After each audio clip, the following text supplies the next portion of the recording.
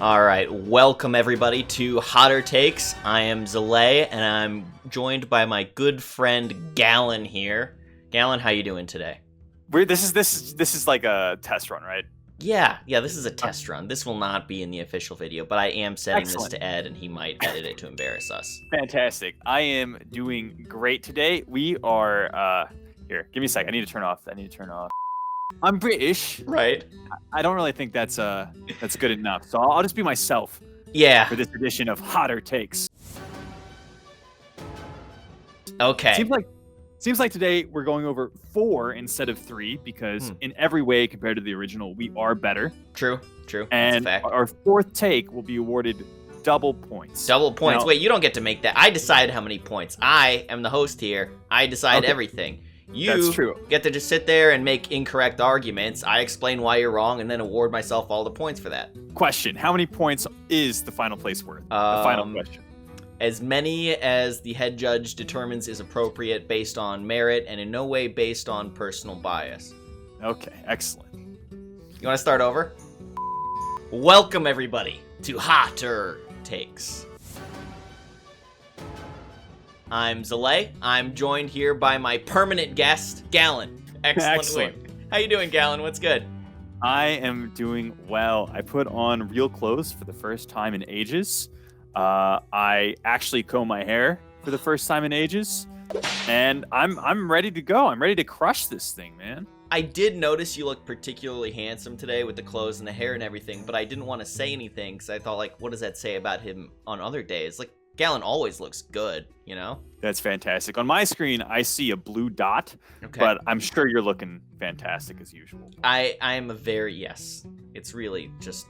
Okay, let's get into our first hot take. Specialist was a great format. Take it away, Gallon. You know what? I'm going to agree with that one. I think Specialist did have a couple problems, but let's break it down. The problems were you were fighting other people in Grandmasters. You knew the two people you were fighting, and it just made for some weird counter cues, just trying to beat up this one specific or two specific people. In an open style format like Masters Tour, Master Tour Los Angeles, Master Tour Seoul, Specialist was a great format. We saw a whole bunch of different strategies pop up. I mean, look at Master Tour Las Vegas, where Dog won with an entirely unique deck. You don't really get that in other formats. A lot of times, like in LHS, you can bring a couple bad decks and just get carried by that overpowered Demon Hunter or Warrior. So I love to see Specialist back in the future. I think it died way too soon. Okay, interesting points. The guy who high-rolled a Specialist tournament likes the Specialist format. He says the format Specialist has a couple of problems, and he's correct. There are a couple of problems with Specialist. One, it's terrible. Two, it has no redeeming qualities. If there's one thing viewers don't want to watch, it is the same class every single match for an entire tournament, and that is a lot of what Specialist does. Wow, what a bad format. I am so glad and just grateful for the current Hearthstone Grandmasters format. Way better than Specialist. Also better than Specialist, literally anything. So that was a very objective and not subjective argument. I like that. You didn't include any emotion whatsoever. It was just to the facts, to the point. Just facts, no emotion. Now I have to score that. As the head judge, I think I would be objectively wrong if I didn't award myself 100% of the points for that round. So, you know, Zalae 1, Gallon 0. No surprise there. Let's go on. Another objective argument again. Welcome to Hotter Takes, Gallon. I feel so alone. Okay, Hotter Takes. Take 2. People complaining about RNG causing them to lose are almost always throwing their series.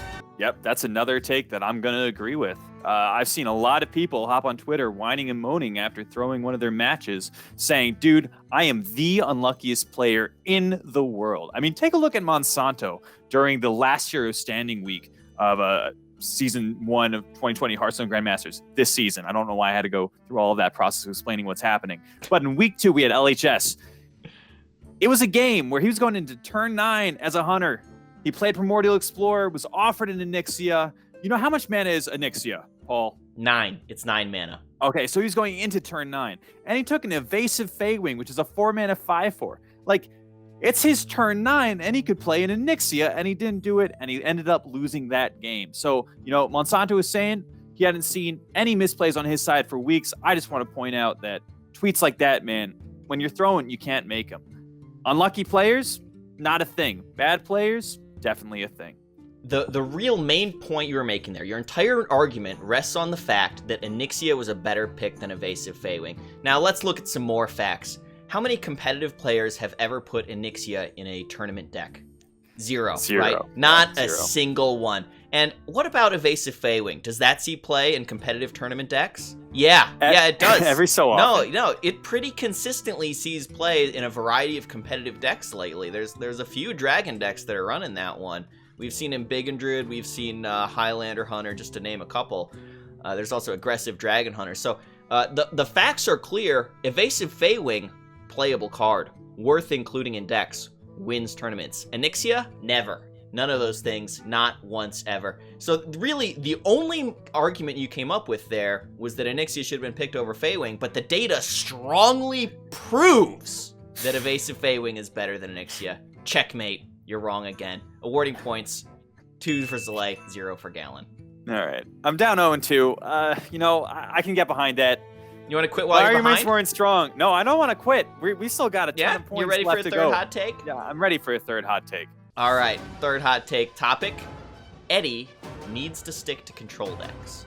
Man, this is a tough one. I love Eddie. Eddie's a great guy, but when you watch him play aggro versus watching him play control or like the slow combo decks, there's no contest. You know, when he played that OTK Topsy-Turvy Priest back in 2018, he was like the best player in the world at that deck. And I mean, you go to 2019, still amazing at these combo variants of stuff, but we looked at him in the 10 class format where you had to ban 6 of your opponent's classes and you play with your 4 weakest decks. And those were invariably aggressive decks. And it seems like he just got cold feet turn after turn. He was just way too afraid to commit to playing that aggressive play style. So in the future, I think if Eddie wants to be a world champion, he's going to have to stick to control.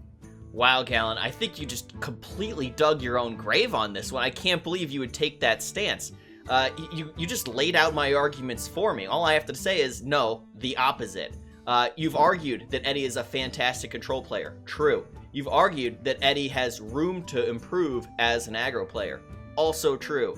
Then, from those two premises, you conclude that he should not play aggro. That is just wrong. You've laid out the argument for why he needs to play more aggro to round out his game, to be a less of a one-trick pony and more of a well-rounded opponent. Because in Grandmaster, frequently, you know for that week, oh, I'm playing only this 1 or 2 people, and I can submit a lineup to beat them. And if you know you're only playing against Eddie that week, and he can only bring control decks, and that's all he ever does, it's so easy to beat him. Hang on, Zalae. So easy. The guy who only brings control decks, who's only good at control decks, nah, you just submit a bunch of greedy nonsense and farm them. It's the easiest thing in the world. Hang on, Paul. I gotta interrupt you. Arguments are exactly why Eddie needs to play more aggro. I gotta interrupt you here. You're making the argument that because he needs to play more aggro. I'm sorry, we're out of time on this one. No. For that third one, obviously, Gallon was incorrect and I was correct. Therefore, the score is now 3 for Zalae, 0 for Gallon. What do you think, Gallon? One more? You got one more hot take in you? I think I got one more hot take in me. Well, try not to sound too enthusiastic. Maybe this is the one where you're right. Maybe. In a million years. Maybe in my lifetime I'll win a point. Yeah. Okay, so for our fourth and final hot take, the topic is purple is washed. Hate to say it, purple is washed, man. I mean, if you're losing against purple this season of Grandmasters, then you're just doing something wrong. The man is in Division B, very close to relegation. You might still be able to pull through, but yeah, it's going to be really tough for him. Like right now, it seems like he's still a good Hearthstone player in some respects. He's been spending hours upon hours in the Chinese league, just brutally farming them in the Battlegrounds tournament. I think he has like a 60% first place percentage in the Battlegrounds tournament. And let me remind you, there's 8 people competing in that. So if he's getting 60% of wins from 8 people, he's an insane Battlegrounds player, but that comes at a cost, you know? He's just wash in terms of constructed Hearthstone. Yeah, you know what? I got nothing to argue here. You're just right, Gallon. And I gotta say, the fourth one, that's the one that really counts. That's the one that's all the points. This brings the final score. Hold on. Yep, final score. 4 points to Gallon for that one, 0 for me. In the end, Gallon wins 4-3 on this round of hotter takes. Excellent. Gallon, did we leave anything out here? Did we miss anything? Well, I just want to say that for that final take, I think if you've ever lost a game to purple this season, then you probably just suck at Hearthstone too. So True. I can't imagine ever losing a series to purple. I would never. this season. I crushed that noob. Yeah, Easy. of course. Same. Yeah. All the time. Yeah. And All there right. was the other thing about regions, right? There's the other thing about regions. What Yeah, other regions? We only talked. Exactly. Wait, there are other regions besides the No. Americas? No, We're the ones that none matter. that matter. This is the one that counts. Why would we ever talk about other regions? Exactly. Okay. God, don't even say the E word. Ugh! Okay? EU. It is what it sounds like. EU, yeah, I like Stinky. that. All right. Well, I'm glad to be the winner of week 1 of Hotter Takes and probably the final week of Hot Takes. We have no idea. There's only going to be 2 more weeks left of this, and this was a lot to work through. But I'm glad to be the winner. Congratulations, Galen. Thanks for joining me for Hotter Takes.